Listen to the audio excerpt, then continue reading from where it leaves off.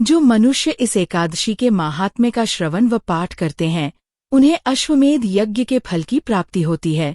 जो मनुष्य प्रबोधिनी एकादशी के दिन विधानपूर्वक व्रत करते हैं, उन्हें अनंत सुख की प्राप्ति होती है तथा अंत में स्वर्ग को जाते हैं। भगवान श्री कृष्ण ने कहा, हे अर्जुन, तुम मेरे बड़े ही प्रिय सखा हो।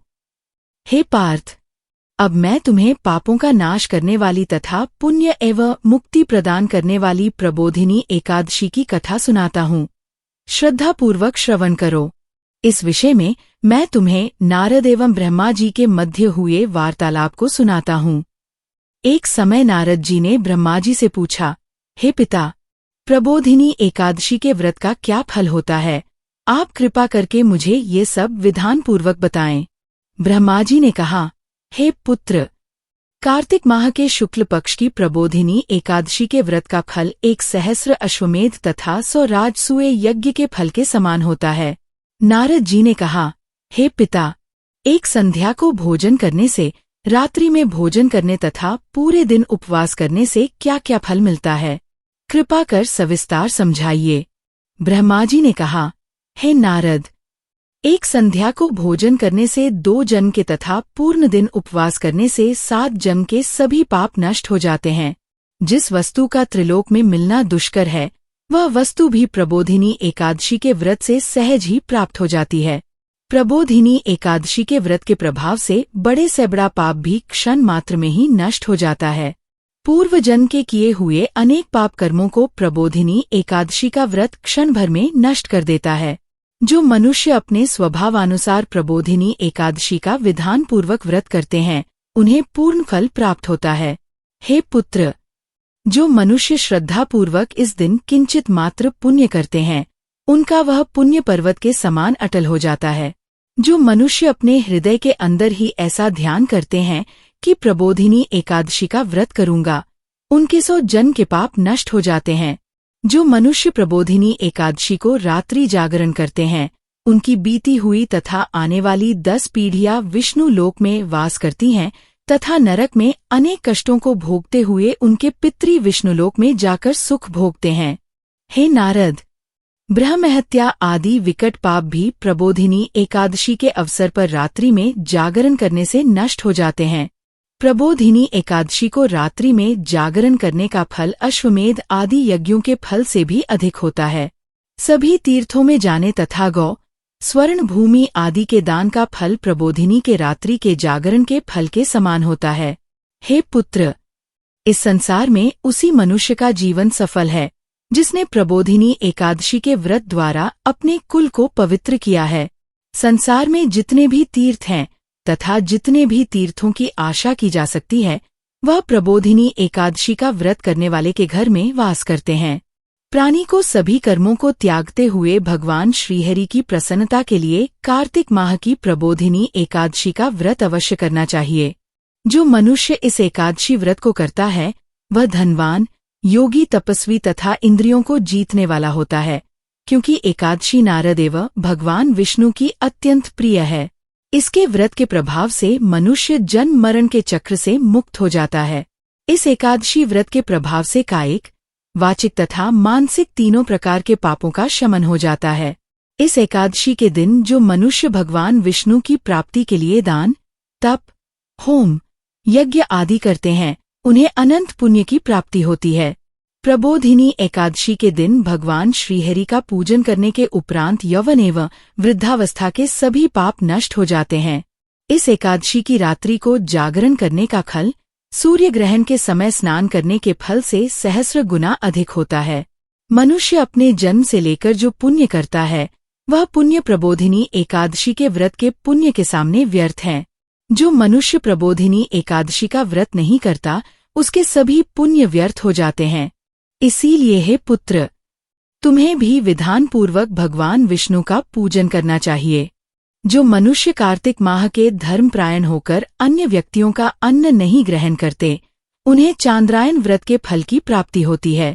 कार्तिक माह में प्रभु दान आदि से उतने प्रसन्न नहीं होते जितने कि शास्त्रों की कथा सुनने से प्रसन्न होते हैं। कार्तिक माह में जो मनुष्य प्रभु की कथा का थोड़ा बहुत पाठ या श्रवण करते हैं, उन्हें 100 गायों के दान के फल की प्राप्ति होती है। ब्रह्मा जी की बात सुनकर नारद जी बोले, हे पिता, अब आप एकादशी के व्रत का विधान कहिए तथा कैसा व्रत करने से किस पुण्य की प्राप्ति होती है, कृपा कर यह भी समझाइए। नारद की बात सुन ब्रह्मा जी बोले, हे पुत्र, इस एकादशी के दिन मनुष्य को ब्रह्मा मुहूर्त में उठ जाना चाहिए तथा स्नानादि से निवृत्त होकर व्रत का संकल्प करना चाहिए। उस समय भगवान विष्णु से प्रार्थना करनी चाहिए कि हे प्रभु, आज मैं निराहार रहूंगा तथा दूसरे दिन भोजन करूंगा, इसीलिए आप मेरी रक्षा करें। इस प्रकार प्रार्थना करके भगवान का पूजन करना चाहिए तथा व्रत प्रारंभ करना चाहिए। उस रात्रि को भगवान के समीप गायन, नृत्य, वादन तथा कथा कीर्तन करते हुए रात्रि व्यतीत करनी चाहिए।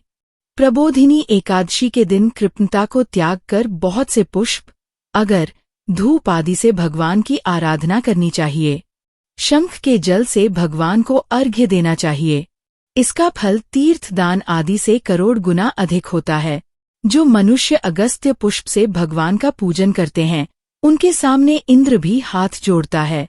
कार्तिक माह में जो बिल्व पत्र से भगवान का पूजन करते हैं, उन्हें अंत में मुक्ति मिलती है। कार्तिक माह में जो मनुष्य तुलसी जी से भगवान का पूजन करता है, उसके 10,000 जन्मों के सभी पाप नष्ट हो जाते हैं। जो मनुष्य इस माह में श्री तुलसी जी के दर्शन, स्पर्श, ध्यान, कीर्तन, रोपण अथवा सेवा करते हैं, वे सहस्र कोटि युगों तक भगवान विष्णु के लोक में वास करते हैं। जो मनुष्य तुलसी का पौधा लगाते हैं, उनके कुल में जो जन्म लेते हैं, वे प्रलय के अंत तक विष्णु लोक में निवास करते हैं। जो मनुष्य भगवान का कदम पुष्प से पूजन करते हैं, वह यमराज के कष्टों को नहीं पाते। सभी कामनाओं को पूर्ण करने वाले भगवान विष्णु कदम पुष्प को देखकर अत्यंत प्रसन्न होते हैं। यदि उनका कदम पुष्प से पूजन किया जाए तो इससे उत्तम बात और कोई नहीं है।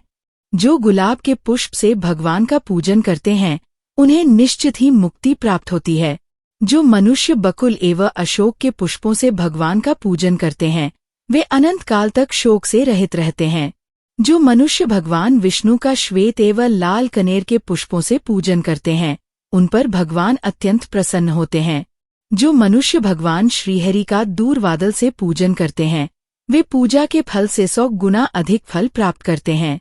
जो भगवान का शमी पत्र से पूजन करते हैं, वे भयानक यमराज के मार्ग को सुगमता से पार कर जाते हैं।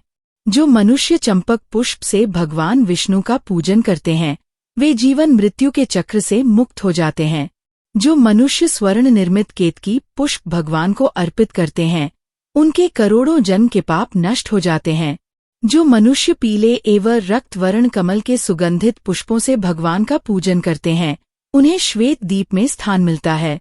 इस प्रकार रात्रि में भगवान का पूजन करके प्रातःकाल शुद्ध जल की नदी में स्नान करना चाहिए।